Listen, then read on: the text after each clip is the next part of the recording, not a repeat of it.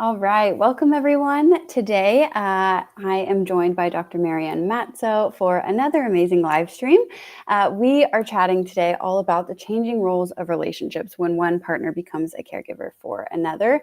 So really important topic, and we are super excited about it. Welcome, Marianne. Thank you. It's good to see you. You too. And welcome, everyone. I see a few people starting to trickle in. We'll wait here for just a minute or two till we see a few more people. If you're in the comments, feel free to say hello and would love to hear from you as we just wait until some more people join.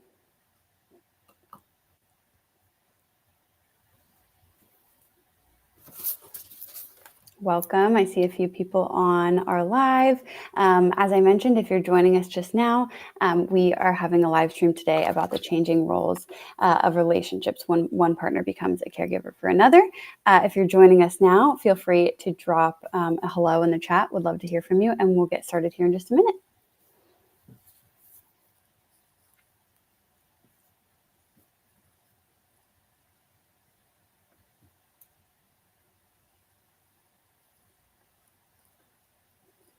All right, we're going to go ahead and get started. So welcome, everyone. My name is Taylor Schumann, and I am the editor and the tech expert at SeniorLiving.Org. Today, as I mentioned, I am joined by Dr. Marianne Matzo for a live Q&A. And today is all about the changing roles of relationships between senior partners when one partner becomes a caregiver for another, which is a super common thing. And so I'm really excited to get into that. And if you're joining us and you just have any general questions about aging, about senior care, senior living, we are here to answer them. So before we get started, I would love to give you a little bit of background. If you've been on our live streams before, you would definitely recognize Dr. Marianne. She is the best. But if you're new to us, just to give you guys a little bit of info on her, she is a distinguished expert in palliative care and a certified gerontological nurse practitioner with a career dedicated to caring for older adults, improving end-of-life care, and education. She is a retired tenured professor of nursing with extensive experience as a hospice and palliative care nurse researcher and educator. She's also authored numerous publications, including the U.S.'s first palliative care nursing textbook. She's a funded researcher and a fellow of the American Academy of Nursing. And since retiring, she's gone on an incredible new venture, founding a nonprofit called Everyone Dies, which is dedicated to educating the public on serious illness, dying, and bereavement through weekly podcasts and a children's book. So welcome, Marianne. Thank you. It's great to be here. And if you'd like to learn a little bit more about Dr. Marianne's work with Everyone Dies, I would highly recommend it. The podcast is awesome. There's lots of great resources on her website as well. So you can scan that QR code if you want to learn a little bit more. And with that, we're going to go ahead and dive into our Q&A. So if you're just joining us, feel free to drop your questions in the chat. I see a few people saying hello. It's great to see you all. And if you have questions throughout, just drop them in the chat. You'll just need to be signed into a YouTube account in order to do so. And before we have any questions submitted, I'll just go ahead and jump in with a few that we got beforehand. So again, we're talking all about the relationship between senior partners when one person becomes a caregiver for another. So Dr. Marianne, I would love to know, when one partner becomes a caregiver, how does that shift the emotional dynamic of a long-term relationship? Well, part of it depends on what's the reason for becoming a caregiver, and if it's a short-term thing or if it's a long-term thing. So if one partner's had, let's say, a heart attack or a stroke, you say, well, there's going to be some rehab here, there's going to be some adjustments, some changes, but eventually, at some point, 6 months, even to a year, depending on what's gone wrong or, what the issue is, things are going to kind of settle out, even out, and you find your new rhythm within your new relationship. So that's one thing. It's another thing if you're being a caregiver for, let's say, a dementing illness like Alzheimer's disease. That's something that doesn't have an end to it. And, well, it does have an end, but it's not an end to the caregiving part of it. And there's no cure for it. So if you have somebody with a dementing illness, one partner, then they're going to continue to lose function, and the caregiver's role is going to continue to increase. And there's never going to come to that kind of stabilization place. It's just going to be continued adjustment as the partner loses ability as a result of that illness. Or if it's cancer, cancer is now a long-term care disease. It's not as it was even 20 years ago, where many, or most people died. So it's one of those things where, okay, we'll deal with this, we'll deal with the surgery, we'll deal with the chemo, and then we'll see what happens. And then, you might go for 5 years, and maybe there's a recurrence, or maybe there's a different problem, or because chemo, the cancer can cause a variety of different things. So that's one of those where it'll continue until one partner dies. But it's, do you ever get actually back to baseline? It depends on the cancer. It depends on the treatment. So what you're looking at, what the situation is, depends on what that disease is. But, I don't know, we could take Alzheimer's, for example, because that's probably, I think it is, that's a disease that person who has it isn't ever going to go back to what they were. And so the caregiving is for the rest of your relationship. And so when you're in that committed relationship, there are roles that the two of you have. Somebody does the garbage, somebody does the floors, somebody does the cooking, somebody does the shopping. You kind of had it worked out.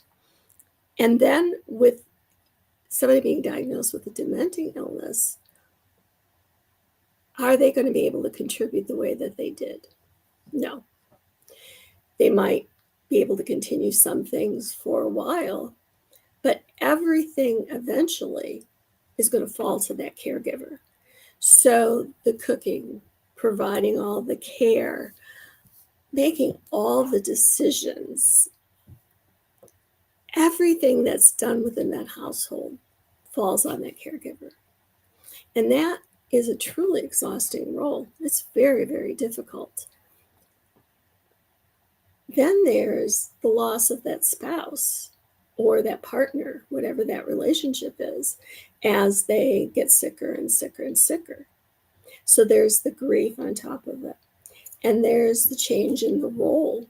If you were always the one that you could say, just handle the finances and let me know the bottom line, you don't have that luxury anymore. It all is going to come back to you to say, well, do we have enough money?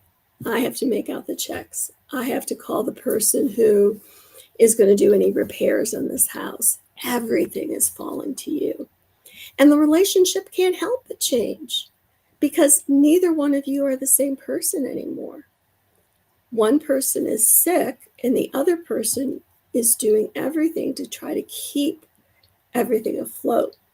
On top of that, I've seen many spouses who don't want people to know that their partner has a dementing illness. So they do, sort of like this very fast tap dance all the time when they're around other people because they don't want their partner to look like they can't do things.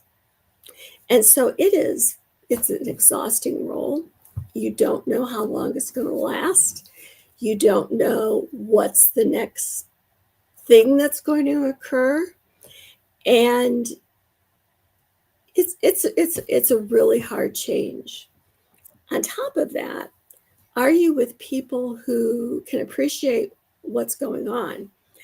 I've seen so many people who are taking care of somebody in their family, and they go, let's say, to church, and everybody says, I don't know what you're talking about. He doesn't seem like he has Alzheimer's. And because, either for that moment, those brief interactions, they can still be themselves. And I've had so many people who say it makes me crazy because they can't see what I'm having to do. They don't see him, or her day after day after day. And they all act like it's all in my head. And so you don't even have the support from the outside. Like if you had boils on your face or something, people could see it. Oh, yeah, there's something really, really wrong there. But something like, Alzheimer's, you don't see it when you're walking down the street, at least in the early stages. Yeah, that's so difficult. I guess the question that comes to mind related to dementia specifically is, for those of us who aren't caring for a loved one and maybe don't see those ins and outs of the day-to-day, how can we be helping? And maybe for caregivers, how can caregivers ask for help in a way that, they're going to get the most helpful response? Because you can just say like, oh, let me know if you need anything, but, that doesn't really do anything. Well, so there's gender roles here. So typically, and I'm going to say typically, generally, don't get mad at me and say, oh, well, I take care of my husband and I don't act like that. But generally, for women, it's very hard for us to ask for help, to say, I need you to bring me dinner every Tuesday because I just need a break. We don't do that. We take care of everything. And think we should and feel bad if we don't. And so in that case, if you want to help somebody, you ring the doorbell and ring the casserole, because they're not going to ask you for it. They're not going to say, I'm exhausted, I'm tired, I don't even have the thought, I can't even go out to the grocery store because I don't know what he's going to do while I'm gone. So just deliver it. We have a podcast that's called Grief Groceries. And you don't have to be grieving to get groceries. But if you've got somebody who's just home and you know that they're taking care of somebody, when you go do your grocery shopping, my go-to is Oreos. So, if I'm sick or someone's taking care of me, drop us some Oreos because that would be really good. But whatever it is that somebody would find nurturing, might be a really nice salad. It might be takeout food, but just deliver it. You don't have to hang around.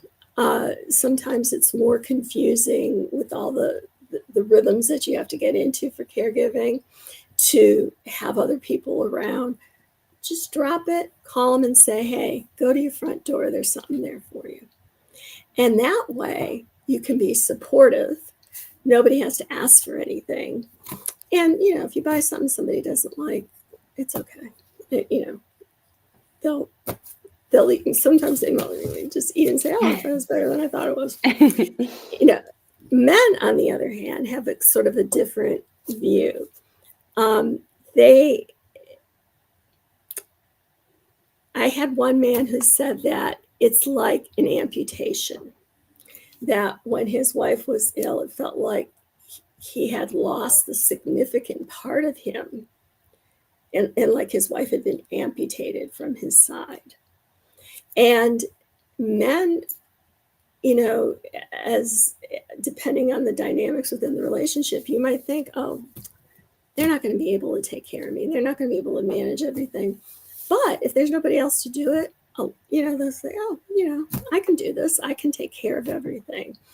And they're much better at asking for help, of saying, hey, could you come sit with her so I can go get my hair cut or whatever.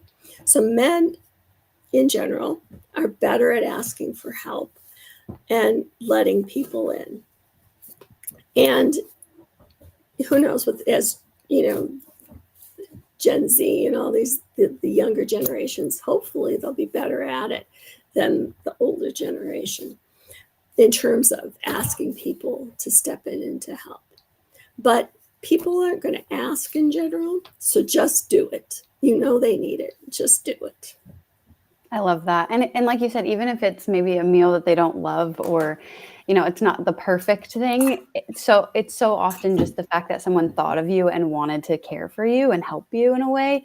And I feel like that just goes a mile towards mental health and mood as well, even if it's not, the perfect dinner that they would have wanted, so.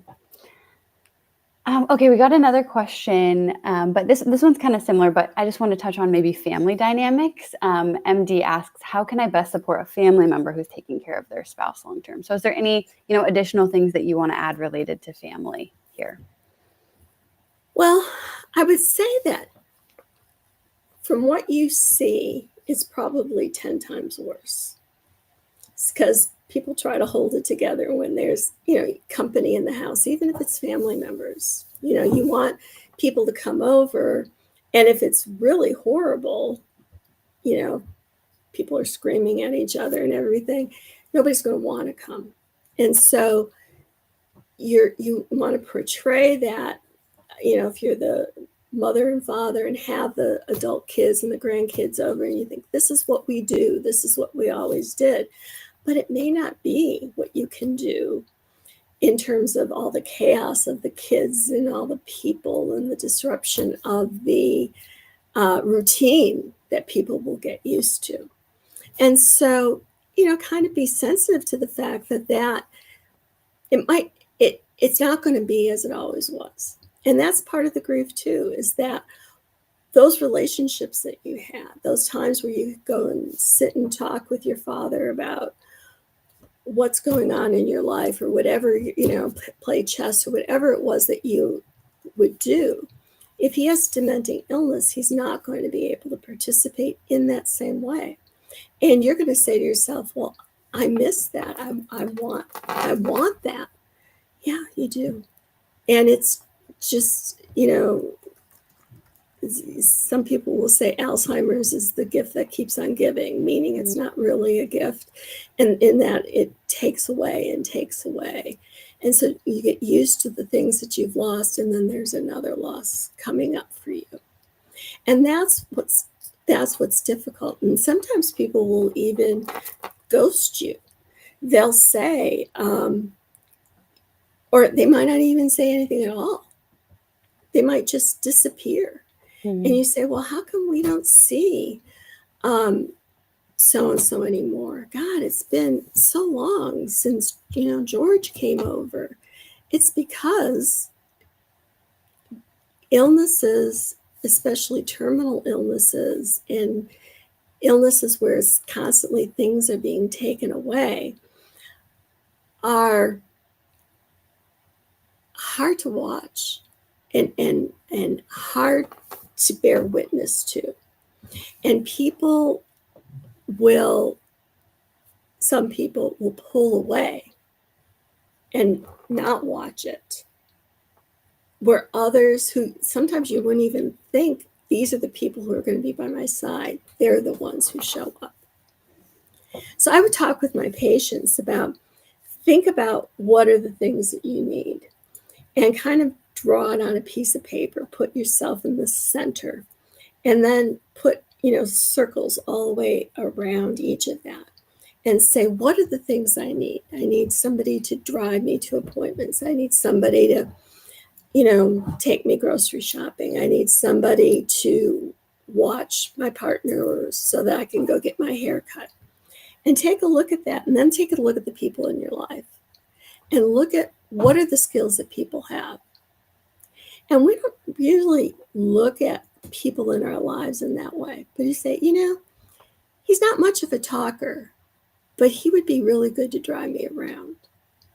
So don't put that person in a position where they have to talk. If that's not what they're good at, ask people to do the things that they're good at. Or maybe there's somebody who's a really good baker or cook, but they don't have a car and they don't drive. So you could ask the person who's a good driver and has a car to go and pick up the food that this person makes. And then everybody is doing within the scope of what they're good at.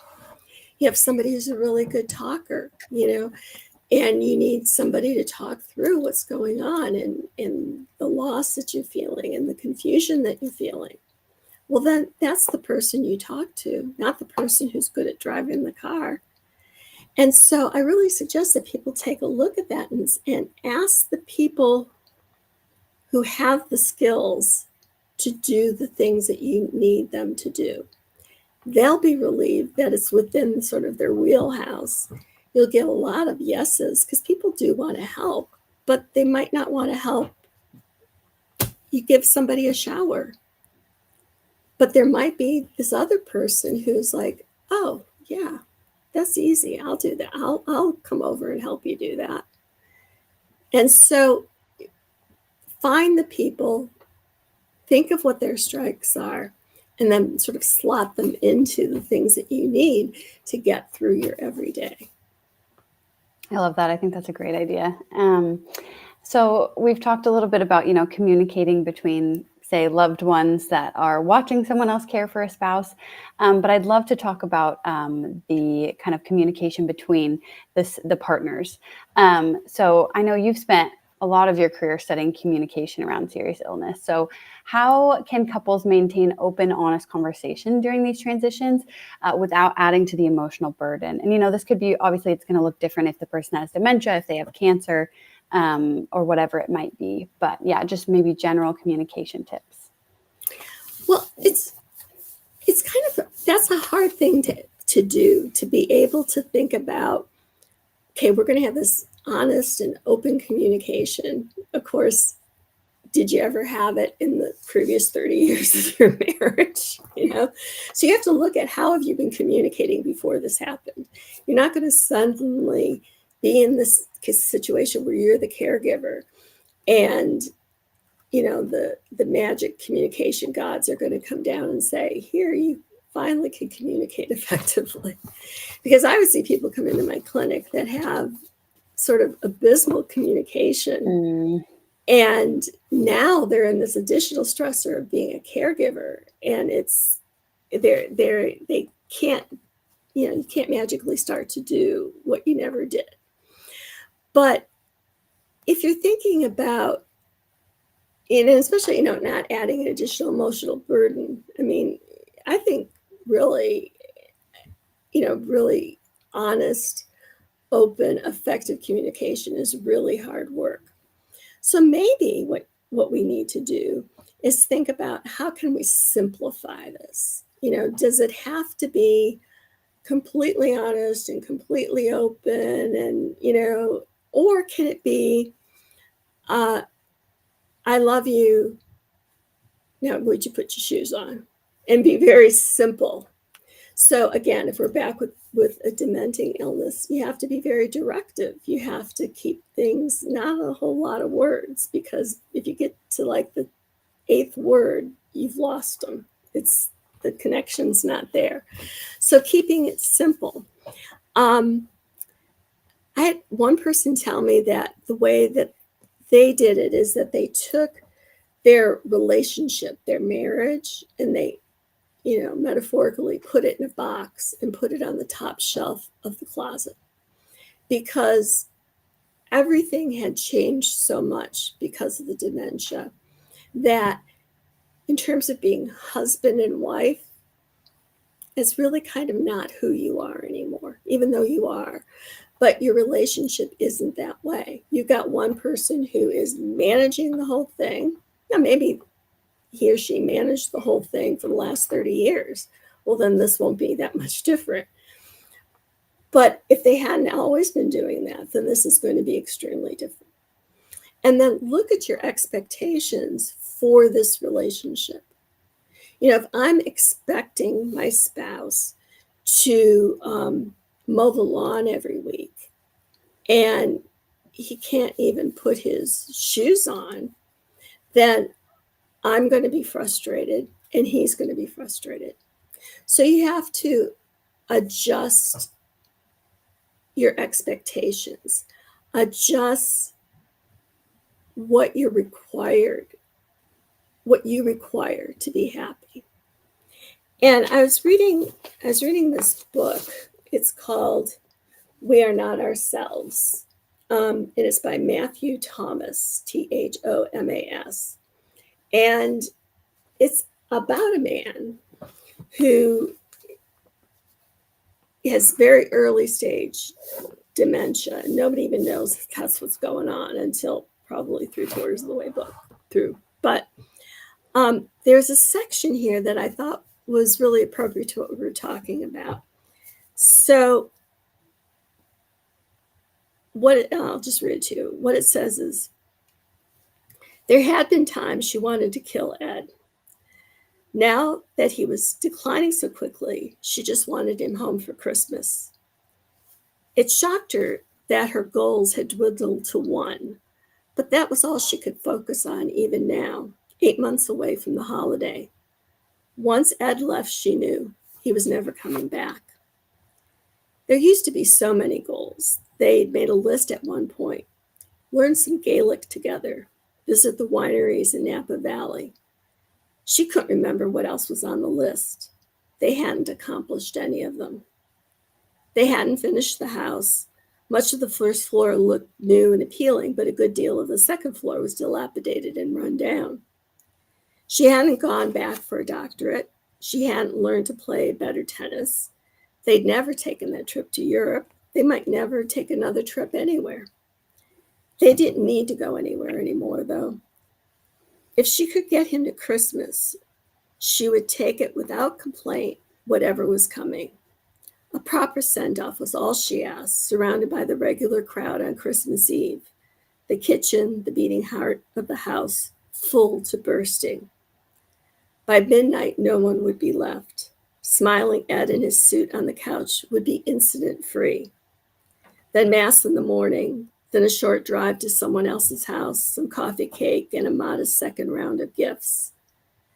Then let it come down. She didn't need the whole day. Let him have a fit at 4:00. Let him be raving and dangerous and inconsolable. She'd drive him to the home herself. She always hated Christmas night anyway. It was the loneliest night of the year. So see how she goes through all these places, all these things that she wants, to Christmas Eve and half a Christmas Day. That's all, she'll take that.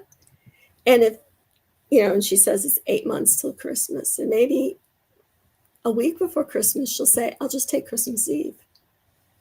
Because as a caregiver, you're constantly required to make adjustments and make changes. And if you're in a coupled relationship, that relationship is really gone. Wow, that is so profound to hear it from someone's perspective in that way. And it just demonstrates how much those relationships and the roles change and the things that you want change. And thank you for sharing that. Could you remind us what the book is called again? Also, if anyone wants to read it. Does it read backwards when I do that? Yes. It's called We Are Not Ourselves. And it's by Matthew Thomas. That's great. Thank you. You can see it was a long one, and you can see I kept dropping it in the pool as I was reading it. Happens. It's a well-loved book. All right. It looks like we have a few more questions from the chat. Maya asks, what can middle-age or early retirement age couples do to prepare for what the future of aging holds? Well, things that you can do is do your will, do your advanced care planning. If you have a house, even just if only what you have is a house, but a house and any money or whatever you have, you should put it in a trust. You go to a lawyer, and I don't know how much it is, maybe $500 or so, depending on where you live. And you just say, I want to do my advanced care planning. I want to put our money in a trust. Everything is in a trust. And you and your spouse are the trustees. And if one of you dies, it's automatic because of the way the trust is that you can manage things. And so that can all get done while you're middle-aged. And it should, if you're planning on a dementing illness or not. even, just do that. And then you've got your durable power of attorney. Just get all that paperwork done, because you just never know. You just never know. And, like the flood waters in Texas are just another example of you just never know. And so we should all do that. We have a couple of podcasts about how to plan, what papers you need, how to put have it all together in a box, in a fireproof, waterproof box. That we bought ours on Amazon, and it's all in there. And our passwords. You don't stop to think about, well, if something happens to one of us, could I get into his phone and be able to do whatever I needed to do, or to get his passwords, or could he get mine? And so you take a look at what are these things that are important. And as much as we've always been told, don't write down your passwords, don't put them anywhere. For long-term planning, what we're told is get a password book. I have a password book, and I have all my passwords in it. I'm not going to show it to you because they are my passwords, but they be backwards. Anyway. And that way, and you put it in that box with all that other stuff, and when you adjust things and all of that, you plan so that if someone else had to do it, they could. Not that you're planning that someone else is going to have to, but if. And then that way, if God forbid whatever happens, one person's not left saying, oh, good God, why didn't we do this when we had the time to do it? And it's part of that's fear. Part of that is that we don't want to think of ourselves as not being able to remember our passwords, but I already think of myself as someone who doesn't remember passwords, so I have the book. But those are the things that you can do to prepare yourself and to make it easier on whoever's going to be helping out and doing those things. Yeah, definitely. That makes sense. I love the idea of a password book. My grandma has one, and somebody was teasing her about it. Like, why don't you just use them online like the rest of us? And my uncle works in identity theft protection, and he was like, she's doing it better than all of you guys, because an online hacker can't access this notebook that's locked away, but they can access your online password. So I love that. I need to start a password book because that's a great idea. Yeah. They always told us don't ever write it down, but geez, how many passwords do we have? Gosh, so many. All right, we've got another question here. MD says, how do you decide when it's the best time for a spouse to seek alternative care? So maybe home care or assisted living, a nursing home, etc. Well, it's really not the spouse who's going to be seeking that. It's going to be you saying, this situation cannot continue the way it is without me dying. And if you look at all of the research, the caregiver, the person who's doing the caregiving, has the worse health than the person they're taking care of. And they tend to die before the person they're taking care of. Because what happens? The caregiver isn't sleeping well. They keep one ear open in case the partner gets up and is wandering, goes out of the house, or whatever kind of thing occurs. So they have a baby monitor, something so that they're always one ear listening. Are they up in there? Are they moving around? So they're not sleeping well. They take their partner to all the appointments that they need to go to, but people put off their own self-care.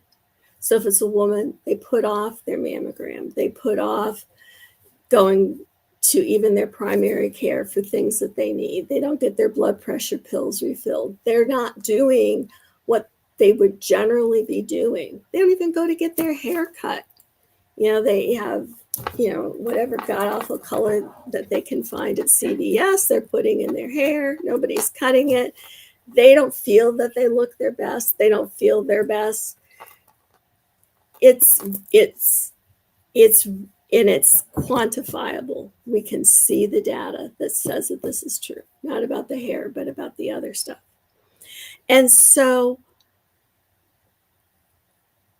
then you see people who will be saying, because I read I don't know all of them, but on social media, I look at the questions that people ask, and that's how we decide what we're going to present on our podcast. But this torture that we put ourselves through when we say, I really can't do this anymore, and I need to look at long-term care for this spouse. But instead of doing that and looking for long-term care and thinking about, okay, so how am I going to do this? They tie themselves up in knots saying, I said I would do this for better or for worse. I made a commitment to this partner. I can't possibly put them in this old folks home. And I for many years did a support group for Alzheimer's support group for care partners taking care of somebody at home. And I would listen to this about, they were just killing themselves with the idea that they were going to have to put somebody in the home. And I think we think about long-term care as, the home, and it's horrible and it's going to be the worst thing. But every single time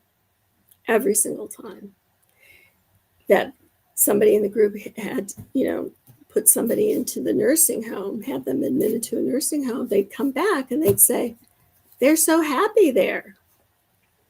So what happens? They're in a place where there's other people who are up 24/7. So whatever their biorhythm is doing, if they're up, there's somebody else up. They're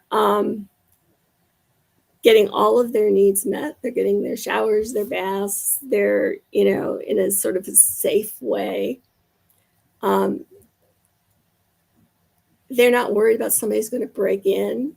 Nobody's worried about them wandering away because they're in a safe environment with bells on the doors, or depending on, everybody does it a little differently, but they're safe. And the person with the dementing disease feels on a visceral level that they're safe, and that they're not with somebody who's harried and frantic. And so they relax in, and the caregiver says, why did I resist this for so long? They're happy there. Yeah, they are. And so, we can talk to ourselves in any way that we want. And I always advocate, let's talk nice to ourselves, because we might be the only ones who ever do. And say, what is really best for them? Yes, it's wonderful that they can be in their own home. But if they're wandering and agitated and frustrated because you took the knobs off the stove and they can't make a cup of tea, and they're agitated about taking a bath or a shower in your bathroom because they have to lift their leg over there, and all of the accommodations that we can't possibly make to a home, they're all there already with people who are there for 8 hours a day, and then they go home. So they're not exhausted, or at least not totally exhausted like you are. So it's a good environment for people. And there's a security about it that people appreciate. And then you can come in, you can spend the day with them, You can go have lunch with your friends. You can actually go to the doctor and get your heart medicine refilled. And you can have some healing for yourself too. But it only happens if you sort of give yourself permission to say, this is what's best for us. It's not just best for you, it's best for your partner also. Yeah, absolutely. I can imagine that must be such a hard shift in thinking. And kind of on that similar line, how do you suggest caregivers manage maybe feelings of guilt, resentment, or isolation that arise during their time in the caregiving role? Well, I think that there's probably going to be resentment within there. What I've heard from people is they say, this is not what I planned for my old age. I've heard so many stories where, and I don't know what it is about the camper, but so many stories about, we just bought a camper and we were going to go see the United States, spend some time with this kid and travel all over. And either a cancer diagnosis comes or an Alzheimer's diagnosis comes, and that camper never gets used. And I've like too many camper stories. I don't know if it's buying a camper that just jinxes you or what. But I can't tell you how many. There's That's just so a funny. lot. So yeah, there's resentment. I've been waiting all this time for the kids to get grown up and gone so you and I could, take naps in the afternoon or do whatever it is that we want to do and go out for dinner. We finally have a little bit of money. We can go out. No, I can't do any of that because your partner gets too agitated with there's too much commotion. Fill in the blanks for all the, if somebody has cancer, they don't want to eat anyway. They don't feel that well anyway. They may not have the strength to go out. So all the plans that you made, all the fantasies that you had about what your golden years were going to be like didn't turn out. And yeah, people feel resentment. And I can see it. And I can say, yeah, you should feel resentful. It's a loss of the fantasy that you planned for yourself, but it's still a loss. And so in view of that loss, what are you going to do instead? What other choices can you make? What else would make you happy? How do you fill that void that's been created by the loss of your dreams, by the loss of your loved one, by your grief? And when you're in the thick of caregiving, you might be so exhausted that you say to yourself, I don't have the energy to even think about that.